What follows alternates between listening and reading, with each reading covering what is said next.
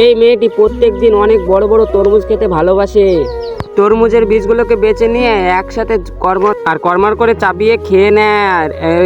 আর এরকমই তরমুজ খেতে খেতে দেখতে পায় যে তার নাভিতে তরমুজের গাছ বেরিয়েছে। আর সেই মেয়েটি তখনই দ্রুত ডাক্তারের কাছে চলে যায়। আর ডাক্তার কিভাবে ট্রিটমেন্ট করলো সেটি দেখার আগে ভিডিওটাকে লাইক করে চ্যানেলটিকে সাবস্ক্রাইব করে কমেন্টে বলে। আর ডাক্তারবাবু প্রথমে ইঞ্জেকশন দিয়ে গাছটির মধ্যে লাগিয়ে দেয়, আর গাছটি আস্তে আস্তে মারা যায়। আর গাছটিকে কেটে ফেলা হয়। আর গাছটির কাছে অনেক নোংরা ও আবর্জনা বের করার পরে গাছটিকে পুরো কেটে নেওয়ার পরে নাভিটি এবং আস্তে আস্তে নাভিটি ফাঁক করে গাছের শিকড়গুলোকে বের করে নেওয়া হয়।